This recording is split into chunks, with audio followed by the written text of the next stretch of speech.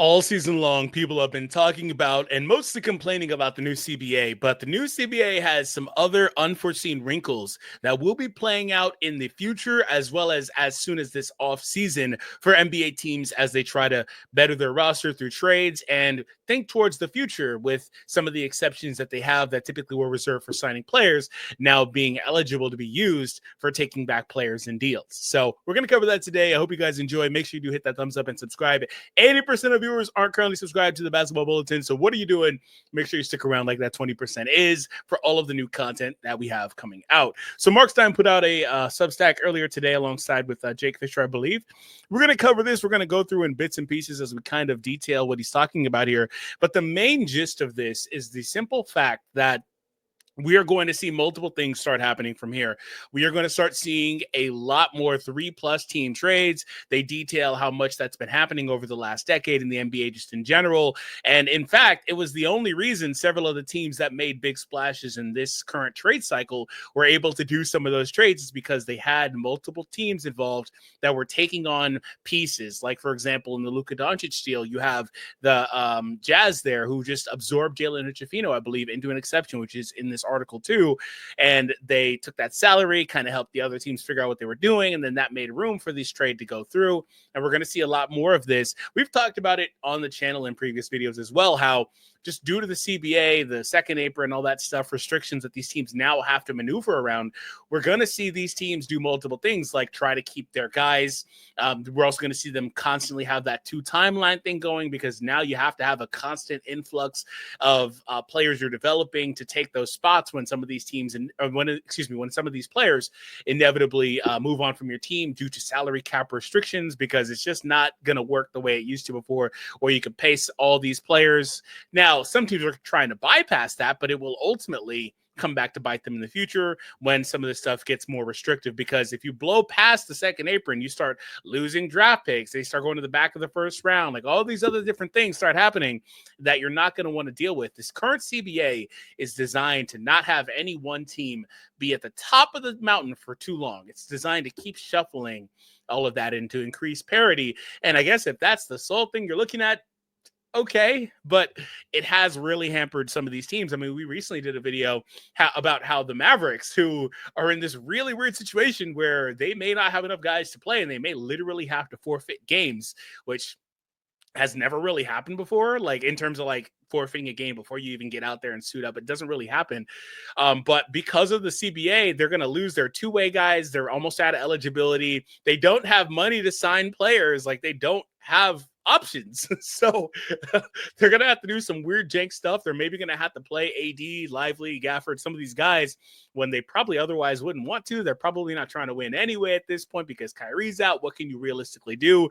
If you do sneak your way into the playoffs, you got a draft pick this year, but nonetheless, they're in this weird spot where, because of the CBA and the limitations, they can't really go out there and sign anybody else because they're capped. So they're just in a weird spot. But we've always had a cap. We've always had limitations. But again, they did kick that up to the next level. So we're going to cover that in this article. So like I said, let's go ahead and get into it.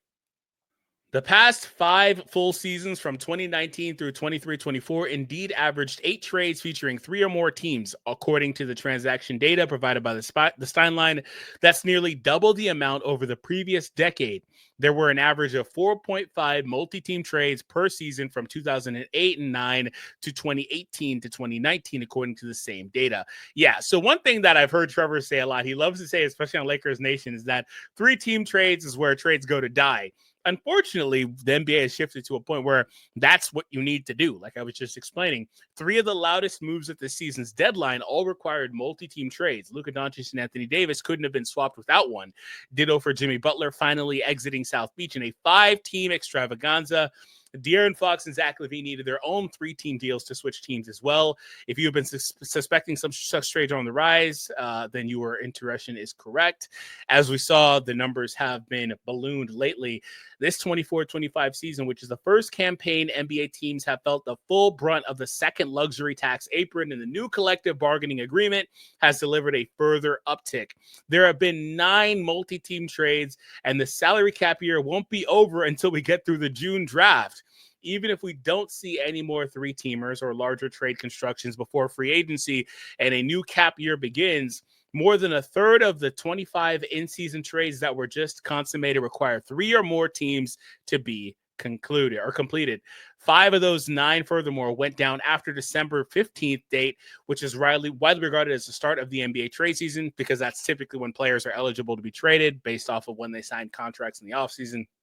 So, for all the considerable hand-wringing about how the league's trade math has become high-level calculus and how straying into either of the NBA's luxury tax aprons would seriously curtail teams' ability to make deals, there was no shortage of action before this February 6th trade buzzer. It appears front offices league-wide are just getting more resourceful, trickier even. Teams need to make trades, said one Eastern Conference executive. It's just all going to be more complex. The NBA activated something much bigger. So, yeah, that's one of the things that we saw. Like, we constantly were saying, like, how could X team move this guy? Under traditional means, that these players that were on big deals, think like a Levine or something, they would mostly be stuck. But teams have found a way to kind of just trade these expensive players in multi-team deals with the other teams that are looking to offset another expensive player or something like that. Think Luka AD, like things like that, where you kind of just make it work. And I think that's kind of interesting because one thing that's happened with the CBA is I really feel like the middle class of the NBA roster construction has mostly been squeezed. And we're going to see that when we get to the part about the mid-level exception, probably being a thing used to be a vehicle for trades, which is really squeezing players, because that's something a lot of guys were signing for, you know, a good portion or all of or part of the MLE. But now teams are going to start holding on to that more, right? But the middle class of NBA rosters think that you've got your 60 million guys, but then the rest of your guys are like minimum or low tiered salary, rookie deals, etc. But the mid-sized contracts, I think, are really getting squeezed. And otherwise, what you would have to do if you're not going to trade a big for a big contract, you'd have to put multiple like of these guys together just to meet one big number. And I think that's another layer of this. As guys' salaries have gotten much more expensive, it's kind of hard to put together 4, 5, 6 guys to meet 50 million, $60 million to complete a trade. That's kind of hard to do. It's really hard. And you're gutting your entire team's depth, etc. And so that's where the third team also comes in. Like, there's just so much to this that really makes it to where these teams historically would have just sat on these guys, right? That's an untradeable contract. I think you heard that with Westbrook, with Chris Paul once upon a time, like so many of these guys. But now these contracts are tradable because of the fact that they are, at the worst, a way to offset a lot of salary, and you can make it work in a big trade deal. Front offices used to be tasked with simply navigating the salary cap and luxury tax. Now there's the first and second apron and the repeater tax penalties to contend with on top of the cap and the tax, all of it impacting team-making decisions across the league.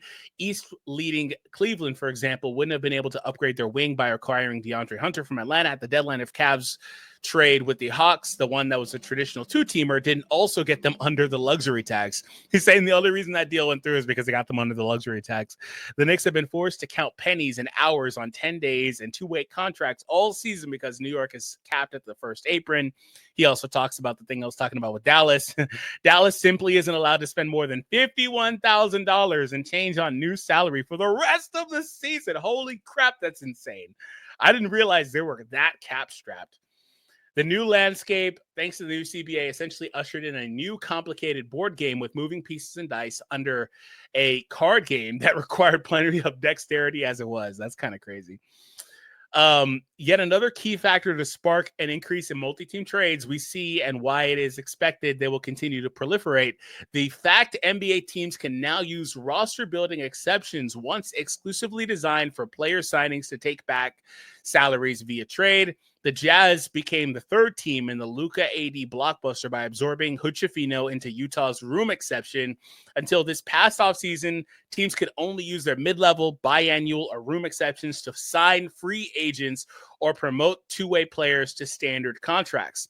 The expanded utility exceptions have now is believed to be contributing factor in why we saw only one player, D'Anthony Melton with Golden State, signed for the full mid-level exception amount during free agency last summer. I didn't realize he was the only player that got a full MLE last offseason. That's crazy. Wow. Because of the new utility these have, teams are not giving it up. That's insane, dude. The new CBA certainly influenced that dynamic and surely spurred the Rockets, in addition to Utah, to play facilitator with their available exception flexibility as well. Houston rented out 2 deals to rival teams, taking on salaries to receive draft capital in both scenarios. The Rockets didn't possess a traditional traded player exception, TPE, but made the most of the nearly $12 million remaining from the mid-level exception from the summer, setting up the Rockets to acquire both Jaden Springer from Boston and Cody Zeller, and acquire a couple of future second-round picks for the trouble.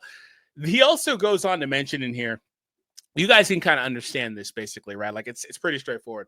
He also goes on to mention in here that we'll also see an increase of draft picks being thrown into deals as well, for multiple reasons, like a sweetener, of course. There's always that, like, how many draft picks will you give us to make this trade go through if you want it to go through a certain way, etc. You obviously got to pay in draft pick compensation, but also to satisfy touch rules, because that's the thing I didn't even know existed. Like, if somebody, it makes sense too.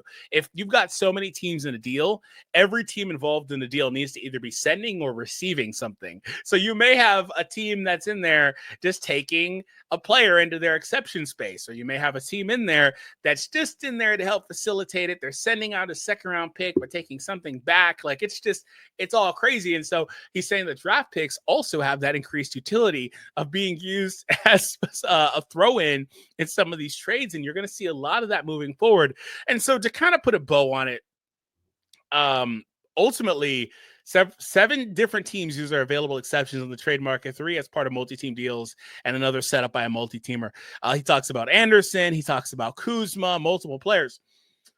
To put a bow on it, the new CBA has interesting stuff. Like, in one way, it's interesting in a good way, I guess, that teams now have more flexibility with the exceptions available. But what does that mean for free agency? What does that mean for players now that they're not able to get those mid-level exceptions in full? These other exceptions now, like, how does that impact? We talked about two-way guys getting promoted, like all these other things. How does that impact these guys on the rosters? And are we truly just going to shift into, like, we're already seeing a lot of roster builds where it's like you got 3-4 guys making all the money and then a bunch of guys making mostly nothing, because that's kind of the way this is going. And so if you've got, and this is where it gets a little tricky because of the CBA, if you've got a young guy that's due to be paid, you may have to make a tough decision depending on where your team is. Like, if you're pushing towards a championship, you may have to make a tough decision because that player could push you over an apron, and then you've got to deal with all the different restrictions that are tied into that.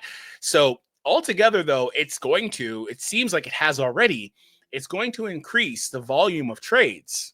And you're going to see more of these teams trading out players, trading out picks, because that's the only way. Let's bow here. That's the only way some of these teams, because they won't have the ability to sign. There's also, like, you can't sign the buyout guys if you're over the first day and blah, blah, blah. The only way they're going to improve is by trading with one another or drafting extremely well and having that player be ready instantly, but mostly trading with one another. So there's just a lot here. And so as we move into the offseason, into next season, this will all be so crazy to watch. But speaking of a crazy watch, our previous video is up, and you're definitely going to want to check it out if you haven't already. It's clickable on the screen right now. We'll see you over there.